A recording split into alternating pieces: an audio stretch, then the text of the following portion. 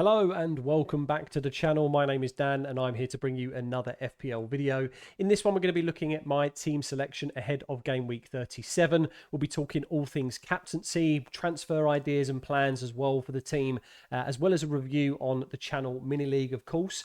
We'll also be doing a brief review of how I got on in game week 36. And we'll be breaking down all of the choices made, the situation that I find myself in, and looking forward to getting into it. So let's first of all have a look at how I got on in the previous game week here. So 125 points all out this week. So a very, very strong week for my team.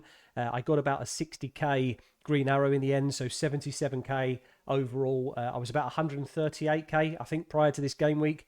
And the reality is we can only thank the hero of the hour, Callum Wilson. Now, first thing, I'm actually curious. I didn't do a live stream last week. So for those regular viewers of the channel, if I would have live streamed and you saw that I was captaining Wilson ahead of the deadline, would you have been tempted to do it? Because I've seen a lot of people in the mini league with captaining Isak. Of course, they were on the wrong side, of course, of that duo. Isak only scored, I think, 7 points in the end across both games. Wilson, of course, outscoring massively with 24 points. So huge variance there. I thought it was going to be an important decision, and just luckily I was on the right side of it this week. But I'm just curious on how many people would have maybe been convinced by the salesman within me, I guess, that would have suggested that I thought Wilson was the better pick across this double game week. But here we are. This is FPL. Sometimes decisions do work in our favour, and sometimes they don't. Right? We've had this debate on the channel before about Trippier, about obviously Trent Alexander-Arnold. I haven't got him in my squad, and I have missed out on a significant amount of points over the past maybe 4 to 5 weeks, which has been hurting my rank, but it looks like we got this decision right this week, boys. So very, very happy overall. A couple of other things to note. Of course, Trippier with an 11-pointer there, even after conceding, still managing with the 2 attacking returns in the second fixture, bringing it to one of his highest scores, actually, across these last sort of 8 or 9 weeks. So very happy that I've held on to him for that. Of course, Ederson continues to troll me. I decided to play David Raya ahead of him, and then Ederson, right at the last minute of this game week, manages to sneak into some extra bonus points, meaning he actually got 1 point more than Raya. So that was quite funny, to be honest. But Estepinian also scoring 17 points. I know a lot of people got a bit of bench jam with him, where they maybe played and took the punt on Rashford actually facing against Wolves in some capacity. But of course, having Estepinian on the first bench, that's what it's there for at the end of the day. We say bench jam, but if you positioned him in the right way, you benefited from that 17-pointer on the first game. Of course, scoring 0 points in the second fixture as well. So one more thing to note. Grealish being outscored by Ollie Watkins. I chose to bench him. I did sort of feel that he would probably get benched in this game.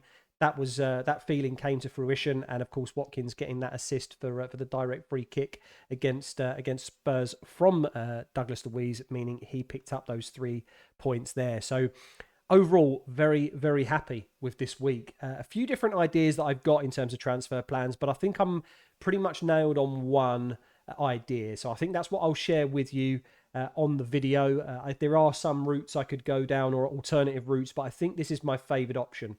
Now, where I've made such progress in the past game week, I wasn't necessarily a fan of maybe taking a hit. If I was outside of the 100k still, I maybe would just try to play it a little bit safer and just try and sneak into the top 100k over these next few game weeks. But I think these 2 moves make sense for a -4, to be honest. I think Jack Grealish, after playing, of course, Real Madrid, the minutes that he's played, the intensity as well, I do feel like he probably will feature in at least one of the games, maybe even plays in both of City's double. But I can't help but feel like Julian Alvarez may be one of the kind of the punts of the season for these final few weeks. He's got a bit of a miss in terms of his Premier League outputs over the past 3 weeks. He has had numerous starts, and I think I've got away with it a little bit, not sort of owning him to some degree from that second City attacker perspective. I do think Mahrez is a very good shout as well, but I prefer the route, I think, here, because if Rashford is past fit, he is still currently flagged at 75%, then I will probably be looking to get Bruno into the team alongside Rashford for that double United attack here for the remainder of the season. And of course, selling Grealish allows me to bring in that third different City asset and take out Watkins for Alvarez. So I've got the money to be able to do this. I still leave myself a bit of flexibility in the final game week with about 1 million left to play with. Maybe I think it's 0.9 after some price rises last night. But I think that will allow me to just make maybe one or two, maybe final week punts, I guess. Maybe an Arsenal midfielder, for example, maybe Crystal Palace, someone of that ilk, essentially take out one of my midfielders or a striker and go for maybe one final punt. So I'm very confident that I'll be finishing in the top 100k now, unless something goes drastically wrong. But let's have a look at how the team... first of all, we've got captaincy data to go through. So let's have a look at captaincy data and where we feel like it's probably best placed. Now, for me, I've only put 4 individuals on this table here. There's probably numerous ones here. You could do variations and certain individuals, but I focused mainly on the penalty takers, or who we perceive to at least be nailed on penalty takers. As maybe that's the wrong method here, but I just feel like that's more than likely one of the tipping points for a lot of individuals when you're deciding captaincy. So I've taken the data of McAllister, Salah, Haaland, and Bruno Fernandes, and as you can see in the last 4 game weeks, the chances conceded by those opponents that they're going to be facing in game week 37, and of course the points that they have scored respectively in the last 5 game weeks. So I think really there is a standout option. I'll leave this table on screen for now. I won't talk about every single detail in it.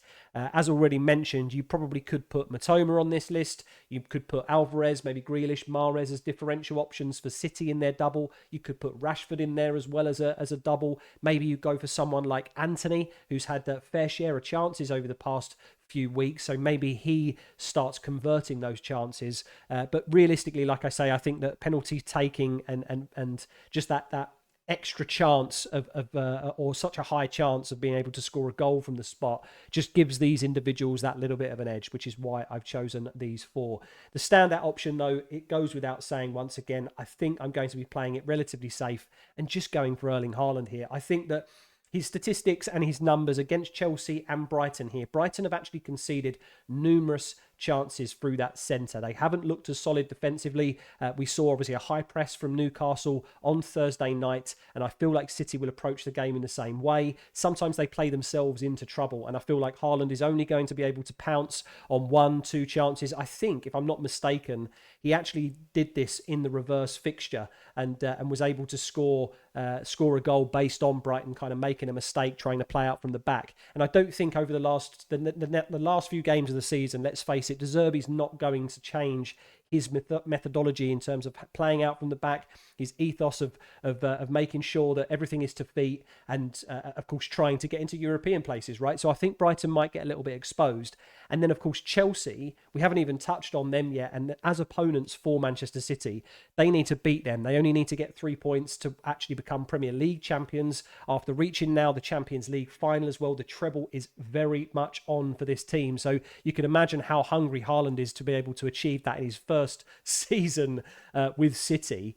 But also as well, just the golden boot, of course. There's just so many different things personally that he's able to achieve. And Chelsea, in terms of their managerial appointment now with Pochettino, you can only imagine that Frank Lampard is maybe a little bit at the mercy of maybe what Poch wants to put in place. Maybe he asks for specific players to have a little run out. Maybe he'll be at the game watching. Either way, I still feel like he's going to have some influence now he's been appointed as the full-time coach for next season. So we don't know how Chelsea are going to line up. Maybe there's a bit of disarray there as well. And I just feel like the Norwegian has to be trusted in once again. So that's my thought process, guys. But let me know in the comments below if you think you're going to be captaining anybody different. And then finally, we can have a look at how the team would be shaping up if I go ahead with that -4 and the 2 moves already mentioned in the video. So we've got Ederson in goal. Not particularly confident that he's going to start both games, especially if they do win the league by Sunday and they do beat Chelsea at home. I think obviously celebrations will be massive there. I think Ortega may come in for that Brighton game.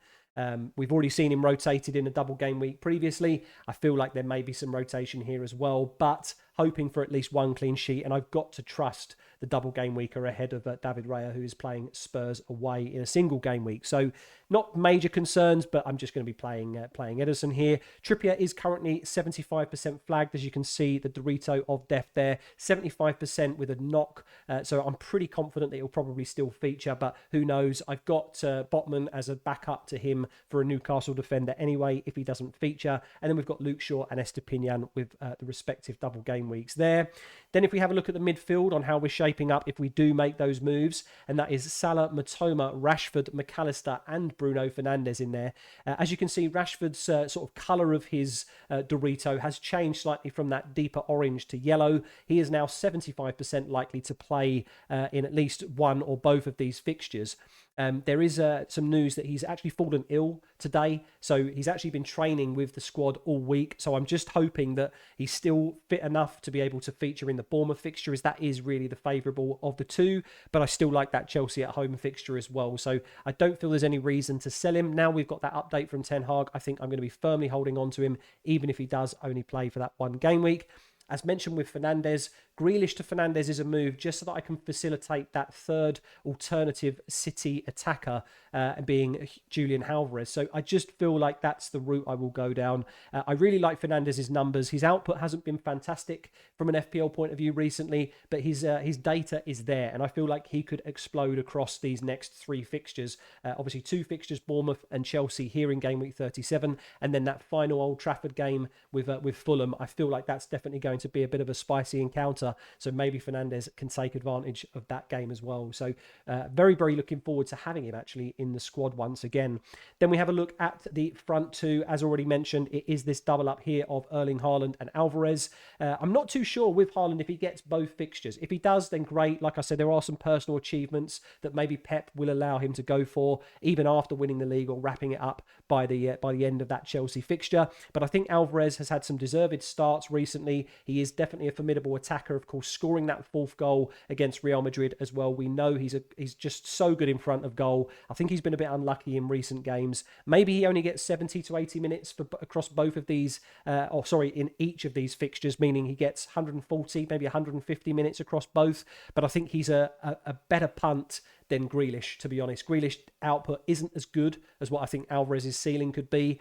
And of course, like I say, it's the end of the season, right? I do want to take just that tiny little bit of a punt while maintaining a bit of safety to keep within that 100k barrier. So that's how we're lining up in the starting 11. Talking about captaincy, vice captaincy, I think I'm going to be putting captaincy armband on the Norwegian with the vice on Bruno Fernandes as the two kind of penalty takers here, as mentioned in the captaincy breakdown earlier. Then on the bench, we've got Raya, Wilson, Botman and Rico Henry. There may be some headaches here for anybody else that does own Callum Wilson. Will he play? Will he feature? I think ultimately, I think we can just be comfortable in placing him on the first bench, just because I think he played the longest minutes he's played against Brighton for quite some time, right? He saw the whole game through, could have even had a brace actually, as well as his goal and assist for against Brighton in those closing minutes, but wasn't to be. I just feel like he probably gets benched against Leicester.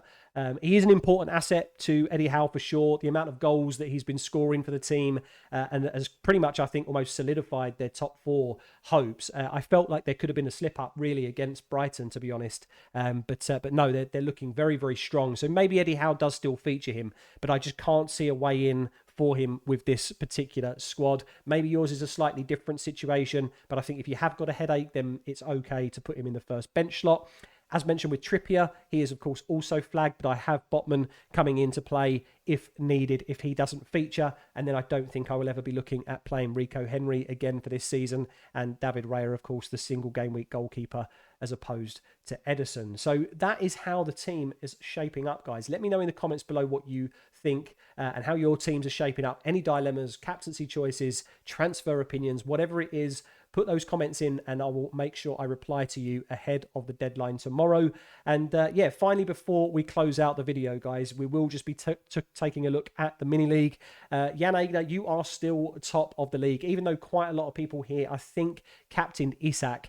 We see George has closed the gap once again to within 4 points of you. So the race is well and truly on between these two. So yeah, looking forward to seeing how the league wraps itself up. We have seen a bit of movement, some green and red arrows in here, but I think really, like I mentioned on previous videos before, I think that between Patrick and George there is 13 points. I think it's going to be very, very interesting in that last few games. But I think most teams now are set up to be ready for these final game weeks. But good luck to all of you. If you're not already joined, then please do feel free to join. You won't be eligible at this point for the prize for the mini league as you've joined so late. But if you want to have a little bit of fun and just see where you would fare against the rest of this community on the channel, feel free to join on the link below. And of course, yes, guys, as mentioned, that's going to wrap up the video. Very looking forward to this game week, to be honest. I mean, I was pretty much down and out to some degree last week. I really did feel like, my actual full-time job had ramped up. Didn't have much time to really sort of engage with much FPL content. And yeah, took a chance on the captaincy of Wilson. It's paid off for me. So I do feel like I'm back in the race for reaching maybe even the top 50k. I think I'm about 15, 16 points away from that. So going to try and push on in these final few weeks. Of course, I'll be doing a live stream tomorrow for the community as well. So feel free to tune into that tomorrow, guys. But yeah, pleasure making the video as always for you. Hopefully you found some value. If you did and you're new around here, then please do consider subscribing to the channel and liking the video, guys. But until then, I will see you in another video very, very soon. Take care.